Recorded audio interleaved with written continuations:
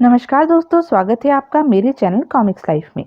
शुरू करते हैं तुलसी कॉमिक्स की एक और मज़ेदार कॉमिक्स, यक्षिका की बेटी। यक्षिका की बेटी, संपादन परमिला जैन, कथानक विजय कुमार वस, चित्रकार रोहित वर्मा। मेहुल गांव में हरिया लकड़हारा रहता था। दिन भर वह जंगल में जाकर लकड़ियां काटता और शाम को नगर में जाकर उन्हें बेच देता था। वह इसी से वह अपना और अपनी पत्नी चंपा का पेट पालता था। दोनों की जिंदगी में सुख तो कोई था नहीं। हाँ, एक दुख उन्हें बहुत सताता था। काश हमारी भी कोई संतान होती। एक दिन जब चंपा गांव के कुएं पर पानी भरने गई, चंपा, आज तो तू इस कुएं का पानी ले जा, पर कल से यहाँ पानी भरने मत आना। क्यों राधा काकी? चंपा, इस कुएं पर गांव की बाल बच्चों वाली औरतें पानी भरने आती हैं। उन औरतों में तुझ जैसी बांझ का क्या काम? बाल बच्चों वाली औरतों पर तो तेरी परछाई भी पड़ना अशुभ है री। ओह! घर आकर उसने घड़ा यथास्थान रखा और रोने लगी। उसी समय आकाश मार्ग में यक्षलोक की रानी यक्षिका अपनी दो पुत्रियों तरुणा और वरुणा के साथ वहां से गुजरी। माँ, नीचे वह स्त्री क्यों रो रही है? पता नहीं तरुणा, आकाश मार्ग में ही रुककर यह जानने की कोशिश करते हैं कि यह स्त्री क्यों रो रही है। उसी समय नगर से लकड़ियां बेचकर हरिया घर लौटा। अरे चंपा, क्यों रो रही है तू? किसी ने कुछ कहा क्या? हरिया के बार बार चुप कराने पर भी जब चंपा का रोना न रुका। आखिर बता तो सही भाग्यवान, तेरे रोने का कारण क्या है? गांव की औरतें मुझे पांच कहती हैं। वे मेरा मुंह देखना भी मनहूस समझती हैं। ओह, तो यह बात है। आज राधा काकी ने मुझे गांव की औरतों के सामने बांझ कहकर कहा कि कल से मैं कुएं पर पानी भरने ना जाऊं। अब तुम ही बताओ, रो नहीं तो और क्या करूं मैं? सचमुच चंपा, भगवान ने हम दोनों के साथ बहुत अन्याय किया है। लड़का न सही, एक लड़की अगर वह हमें दे देता तो उस निर्मोही का क्या हो जाता? हरिया की आंखों में भी आंसू भर आए थे। यह देख, यह दंपत्ति तो बहुत ही दुखी है। जैसे भी हो, मुझे इनकी सहायता करनी चाहिए। यह सोच उसने अपनी बड़ी बेटी तरुणा से कहा। तरुणा, तुम्हें इन दोनों के पास जाना होगा। किस लिए माँ? बेटी, ये दोनों संतान के लिए बहुत दुखी हैं। तुम्हें आज से इनकी बेटी बनकर इनके पास रहना होगा। लेकिन माँ, आप मेरे बिना यक्षलोक में रह लेंगी? बेटी, मेरे पास कम से कम वरुणा तो रहेगी, पर इन अभागों की और देख बेटी, माँ बाप कहने वाला तो इनके पास कोई भी नहीं है। पर माँ, बेटी, तर्क मत कर। जैसा मैं कह रही हूँ वैसा ही कर। इन दोनों के पास जाकर इनके दुखी हृदयों को ठंडक प्रदान कर। अच्छा माँ, जा रही हूँ। वेशभूषा तो बदलनी होगी। अगले ही पल आकाश में सीढ़ियां प्रकट हुई। तरुणा उन सीढ़ियों से उतरकर पृथ्वी की ओर जा रही थी। तभी अचानक जैसे ही चंपा की नजरें ऊपर उठी। स्वामी, देखना, यह क्या चमत्कार है। हरिया ने जब दृष्टि ऊपर उठाई, हैं, यह क्या? आकाश में से सीढ़ियां उतरती हुई कोई लड़की हमारी ओर ही आ रही है। कौन हो सकती है यह? कहीं कोई छलावा तो नहीं है ये? तभी खट खट सीढ़ियां उतरती तरुणा उन दोनों के सामने आ खड़ी हुई। तत्काल ही सीढ़ियां लुप्त हो गई। बेटी, कौन हो तुम? मैं यक्षलोक के राजा यक्षेश व वहां की महारानी यक्षिका की बेटी तरुणा हूँ। मेरी माँ ने मुझे आपके यहाँ बेटी बनकर रहने के लिए कहा है। क्या? आप दोनों हर समय भगवान से संतान की प्रार्थना करते रहते हैं ना? आज आपकी वही प्रार्थना भगवान ने सुन ली है। आज से मैं आपकी बेटी हूँ और आप मेरे माता पिता। ओह मेरी बच्ची, ऐसा कहकर तुमने हमारी खाली झोली में अनगिनत खुशियां भर दी हैं। चंपा ने तरुणा को सीने से लगा लिया। चल वरुणा, अब यहाँ से चलो। तरुणा को तो अपने नए माता पिता मिल ही गए हैं, अब हमारा यहाँ क्या काम? चलिए माँ। दोनों यक्षलोक को चली गई। इधर पृथ्वी पर, माँ, मुझे चूल्हे पर खाना पकाना सिखाओ। कल से मैं घर का सारा कामकाज किया करूंगी। अच्छा बेटी। उस दिन तरुणा ने कामकाज में चंपा का हाथ बटाया। तरुणा, हमारे तो भाग्य ही खुल गए हैं जो तुम जैसी सुघड़ व सुंदर बेटी हमें मिली। रात को तरुणा चंपा व हरिया की तरह जमीन पर ही सोई। सुबह होने पर, चलो माँ, कुएं से पानी भर लाएं। लेकिन बेटी, कल राधा काकी ने कुएं पर पानी भरने एवं वहां जाने से मना कर दिया था। क्यों माँ? क्योंकि मैं बांझो हूँ। माँ, आप कल तक बांझ थी पर आज नहीं है। क्या इतनी लंबी चौड़ी बेटी पाकर भी आप बांझ हैं? तरुणा ठीक ही कह रही है चंपा, जा इसके साथ पानी भरने चली जा। तब चंपा तरुणा के साथ कुएं पर पहुंची। उसे देखते ही राधा काकी, चंपा मैंने कल तुझे इस कुएं पर आने को मना किया था पर तू आज फिर आ गई। अरे बांझ तू बहुत ढीठ है। ए राधा काकी, जबान संभाल कर बात कहो, इन्हें बांझ मत कहो। इस बांझ की तरफदारी करने वाली तू कौन है री? मैं इनकी बेटी तरुणा हूँ। चंपा की बेटी है तू, पर इसके तो कभी कोई औलाद हुई ही नहीं है। इस बात को तुम ही तो कह रही हो। आज मैं तुम्हें सच्चाई बताती हूँ। आज से 20 वर्ष पहले जब मैं अपनी माँ के गर्भ में थी, उसी समय मेरी मामी भी गर्भवती थी। मामी उस समय बहुत बीमार थी। उसके गर्भवती होते ही मेरी माँ चंपा मामी की तीमारदारी करने के लिए मेरे मामा के यहाँ चली गई थी। इस प्रकार मेरे प्रसव काल का पूरा समय माँ ने अपने मायके में ही बिताया था।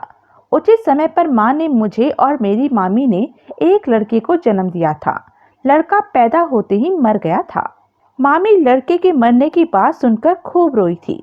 उसकी हालत विषिप्त जैसी हो गई थी। तब मेरी माँ ने अपनी ममता का गला घोंटकर मुझे मामी की उजड़ी हुई गोद में डाल दिया था। वह दिन और आज का दिन मामी ने ही मुझे अपनी बेटी बनाकर पाला। माँ ने भी इस बात को कभी उजागर नहीं होने दिया कि मैं उनकी बेटी हूँ। फिर आज तुम उस बात को हमारे सामने क्यों उजागर कर रही हो? क्योंकि परसों ही एक नाव दुर्घटना में मेरे मामा मामी डूब गए थे। तब मैं अकेली रह गई थी, इसलिए कल ही मैं अपने असली माता पिता के पास वापस लौटी हूँ। अब उस बात को छिपाने से क्या फायदा? ओह, ऐसी बात है तो चंपा मुझे माफ कर दो। मैं अनजाने में ही तुम्हें बांझ कहती रही। जब वे कुएं से पानी भरकर चली, तरुणा आज तूने गांव की औरतों की नजरों में मुझ अभागिन का मान बढ़ाया है, इसलिए मैं तेरी बहुत आभारी हूँ। माँ कैसी बातें कर रही हो? अब तरुणा हरिया के साथ जंगल में भी जाती, वहां पर उसकी सहायता करती। एक दिन, आह, तुम्हारा बदन तो गर्म तवे की भांति तप रहा है जी। ऐसी अवस्था में लकड़ियां काटने जंगल में कैसे जाओगे? बापू आज आप आराम करो। जंगल में लकड़ियां काटने आज मैं खुद जाऊंगी। तुम जाओगी? क्यों, मैं नहीं जा सकती क्या? नहीं, ऐसी बात नहीं है, पर तुम लड़की हो और एक लड़की अकेली जंगल में। बस बस बापू, रहने दो। आज मैं जान गई कि आप मुझे प्यार नहीं करते हैं। वह मुंह फुलाकर बैठ गई। ओह तरुणा, तू रूठ मत, जा तू ही चली जा आज जंगल में लकड़ियां काटने। यह हुई ना कुछ बात बापू। तरुणा उसी समय कुल्हाड़ी और रस्सी ले जंगल की ओर चल दी। भगवान मेरी तरुणा की रक्षा करना। जंगल में पहुंचकर वह लकड़ी काटने लगी। उसी समय शिकार खेलता बंग देश का राजा त्रिलोचन वहां से गुजरा। जैसे ही वह पेड़ के नीचे से गुजरा, एक लकड़ी उसके ऊपर आ गिरी। आह, ओह! त्रिलोचन ने आग्ने नेत्र से पेड़ की ओर देखा। कौन है पेड़ पर? किसने यह जुर्रत की है? अगले ही पल तरुणा नीचे आ गई। जैसे ही उसकी दृष्टि तरुणा के चेहरे पर पड़ी, उफ, इतना सौंदर्य! कौन है यह रूपसी? राजन, मुझे क्षमा कर दें, मैंने जानकर आपके सिर पर लकड़ी नहीं फेंकी थी। मैं तो पेड़ पर चढ़ी हुई लकड़ियां काट रही थी। हमने तुम्हें माफ किया, पर यह तो बताओ कि तुम हो कौन? तुम्हारा नाम क्या है? तुम रहती कहाँ हो? राजन, मेरा नाम तरुणा है। मैं मेहुल गांव में रहने वाले हरिया लक्कड़हारे की पुत्री हूँ। मेहुल गांव, यह तो बंग राज्य के अधिकार क्षेत्र में आता है। उस दिन तरुणा ने ही नगर में जाकर लकड़ियों को बेचा। उस समय भी वह यही सोच रही थी, राजा त्रिलोचन मुझे इस तरह घूर घूर कर क्यों देख रहा था। घर पहुंचकर, लो बापू, यह तुम्हारी बेटी की आज की मेहनत की कमाई। जीती रहे मेरी बच्ची। अगले दिन प्रातः ही राजा त्रिलोचन के सैनिक हरिया की झोपड़ी पर आ धमके। तुम ही हरिया लक्कड़हारे हो? हाँ, मैं ही हूँ। कहो क्या बात है? तुम्हें बंग देश के राजा त्रिलोचन ने अपने पास बुलवाया है। मुझे बुलवाया है? लेकिन मुझसे उन्हें भला क्या काम हो सकता है?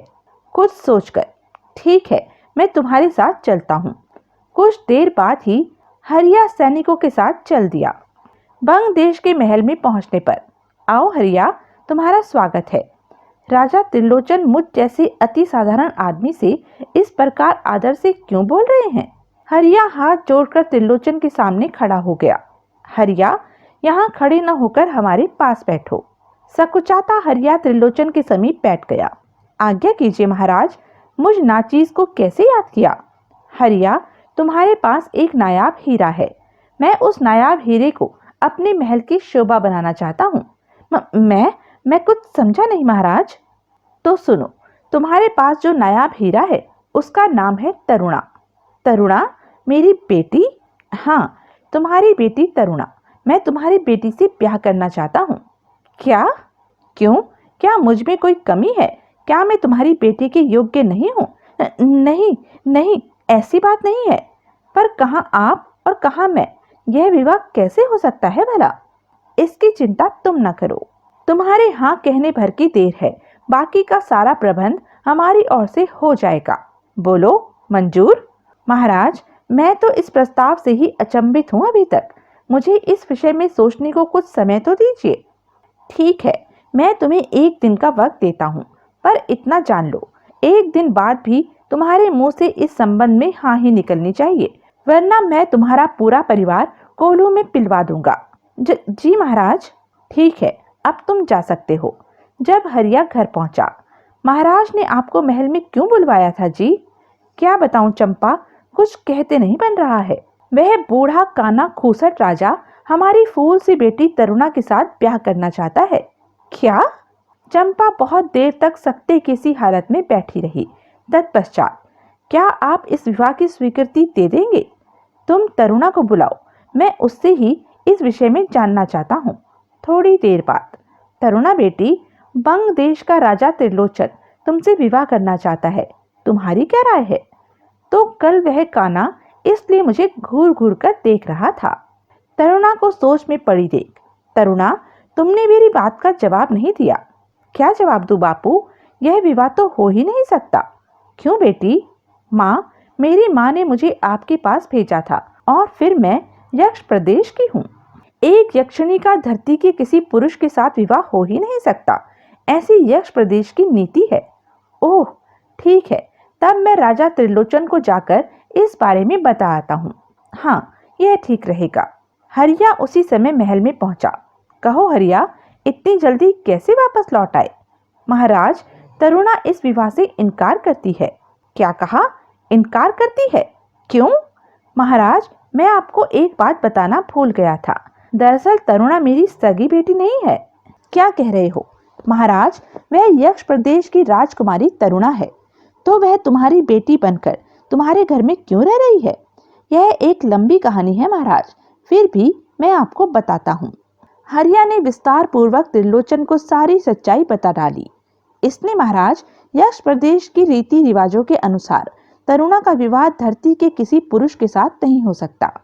मुझे तो तुम्हारी यह कहानी मन गढ़ंत लग रही है। ऐसा न कहिए महाराज, मैंने आपके सामने सच्चाई बयान की है। खामोश। अगले ही पल, सैनिकों, इस झूठे आदमी को कारागार में ले जाकर कोहलू में पेल दो। जो आज्ञा महाराज। ऐसा ही किया गया। आह! उधर दूसरी ओर त्रिलोचन अपने सैनिकों के साथ हरिया की झोपड़ी की ओर जा रहा था। मैं देखता हूँ तरुणा मेरे साथ विवाह कैसे नहीं करती है। जब वह झोपड़ी के बाहर पहुंचा, तरुणा कहाँ है? वह अंदर है महाराज, लेकिन मेरे पति कहाँ हैं? वे आपसे मिलने गए थे। वह कारागार में कोहलू में पिला हुआ है। क्या? उस लक्कड़हारे की पत्नी है तू? हाँ महाराज, आप मेरे निर्दोष पति को छोड़ दीजिए। छोड़ दूंगा, पर तरुणा से विवाह करने के बाद। ओह! तभी तरुणा झोपड़ी से बाहर निकली। राजा त्रिलोचन, तेरा सपना कभी पूरा नहीं होगा। अगले ही पल, देख, मैं ये चली। शाय! ओह बेटी तरुणा, मुझे दुख है माँ कि इस दुष्ट के कारण मैं आपको छोड़कर यक्षलोक वापस जा रही हूँ। बेटी मत जा। लेकिन तरुणा शीघ्र ही बादलों में विलीन हो गई। यह देख त्रिलोचन बुरी तरह तिलमिला उठा। खींचकर उसने सैनिकों को आदेश दिया, सैनिकों, लक्कड़हारे की पत्नी को पकड़ लो। कारागार में ले जाकर चंपा को भी कोलू में पेल दिया गया। आह! उधर यक्षलोक में, तरुणा, तू पृथ्वी पर से आ गई? क्यों? हाँ माँ, परिस्थितियां ऐसी ही पैदा हो गई थी कि ना चाहते हुए भी मुझे यक्षलोक लौटना पड़ा। तरुणा ने विस्तार पूर्वक सारी बात रानी यक्षिणी को सुनाई। इसका मतलब तो यह हुआ तरुणा कि तू हरिया और चंपा को काल के गाल में छोड़ आई। हाँ माँ। रानी यक्षिणी, तुम फिक्र न करो। राजा त्रिलोचन की कैद से हरिया व उसकी पत्नी की रिहाई का उपाय हमने सोच लिया है। वह उपाय क्या है महाराज? हम राजा त्रिलोचन के युवा पुत्र मोहन को यक्षलोक में ले आएंगे। तब त्रिलोचन पुत्र के वियोग में ऐसे ही तड़पेगा जैसे इस समय हरिया और चंपा तरुणा के वियोग में तड़प रहे हैं। मोहन को ढाल बनाकर हम राजा त्रिलोचन को इस बात के लिए मजबूर कर देंगे कि वह न चाहते हुए भी हरिया व चंपा को कैद से मुक्त कर दे। महाराज, आपने ठीक उपाय सोचा है। इधर पृथ्वी पर, आह, बता हरिया, तरुणा इस समय कहाँ होंगी? आह! इधर 4 यक्ष राजकुमार मोहन का अपहरण कर उसे यक्ष प्रदेश की ओर ले उड़े। यक्ष लोक में उसे एक कक्ष में कैद कर लिया गया। पता नहीं ये लोग मुझे यहाँ क्यों लाए हैं। दूसरी ओर बंग देश में मोहन की ढूंढ मची हुई थी। पता नहीं राजकुमार मोहन बिना बताए कहाँ चला गया। तभी, ओह, यह कैसा कागज है? उसने उस कागज को उठाया। राजा त्रिलोचन, तुम्हारा बेटा हमारी कैद में है। उसे जीवित देखना चाहते हो तो हरिया व चंपा को कैद से मुक्त कर दो, वरना कल ही तुम्हारे इकलौते बेटे की लाश के टुकड़े तुम्हें भेज दिए जाएंगे। किसने भेजा है यह पत्र हमें? राजकुमार की जान खतरे में है। उसे बचाने के लिए मुझे हरिया व चंपा को रिहा करना ही होगा। उसी दिन उसके आदेश पर हरिया व चंपा को रिहा कर दिया गया। क्रूर त्रिलोचन ने हम पर यह मेहरबानी क्यों की? उधर यक्षलोक में राजा त्रिलोचन का पुत्र बड़ा ही सुदर्शन है यह तो। तभी रानी यक्षिका व राजा यक्षेश वहां से गुजरे। हमारी बेटी राजकुमार मोहन को इस तरह अनुराग भरी नजरों से क्यों देख रही है? महाराज, लगता है हमारी बेटी तरुणा राजकुमार मोहन के प्रति आकर्षित हो गई है। यानी तरुणा मोहन से प्यार करने लगी है। हाँ महाराज। ओह, तो यह बात है। उसी समय उन्होंने तरुणा को अपने पास बुलवाया। तरुणा, बिना झिझके बताओ, क्या तुम राजकुमार मोहन को पसंद करने लगी हो? हाँ पिताजी महाराज। तो तुम्हारा विवाह मोहन के साथ करा दिया जाए। लेकिन यह कैसे हो सकता है महाराज? यक्षलोक के नियमों के अनुसार धरती के किसी पुरुष के साथ यक्षलोक की कन्या का विवाह नहीं हो सकता है। रीति रिवाज हमारे बनाए हुए हैं, चाहे तो हम उन्हें तोड़ भी सकते हैं। तब उसी दिन राजकुमार मोहन व राजकुमारी का विवाह करा दिया गया। उसी दिन। ओह, आज फिर एक पत्र आकाश से गिर रहा है। लगता है यह पत्र राजकुमार मोहन की रिहाई का पत्र है। उसने उस पत्र को पढ़ा। राजा त्रिलोचन, तुम्हारा बेटा विवाह कर बहू के साथ बंग देश आ रहा है। दिल खोलकर बहू का स्वागत करना, वरना मेरी क्या शामत आई है जो मैं इस पत्र में लिखी बातों पर अनुसरण नहीं करूंगा। उधर यक्षलोक में मोहन के साथ तरुणा को विदा करते रानी यक्षिका तरुणा से कह रही थी, बेटी, पृथ्वी पर पहुंचकर सबसे पहले हरिया व चंपा से मिलना। वे तेरे विरह में पागल हो रहे हैं। अच्छा माँ। तत्पश्चात वे सीढ़ियों से पृथ्वी पर जा पहुंचे। पृथ्वी पर पहुंचकर वह हरिया व चंपा के पास पहुंची। बेटी, तू आ गई? अब वह मोहन के साथ बंग देश पहुंची। तरुणा के साथ मोहन का विवाह? इसका मतलब है कि मोहन का अपहरण कर यक्षलोक ले जाया गया था। मन मारकर उसने मोहन व तरुणा को आशीर्वाद दिया। तो यह थी तुलसी कॉमिक्स की एक मजेदार कॉमिक्स। ऐसी ही मजेदार कॉमिक्स के लिए बने रहें मेरे साथ। और हाँ, मेरे चैनल को लाइक, शेयर और सब्सक्राइब करना ना भूलें। धन्यवाद।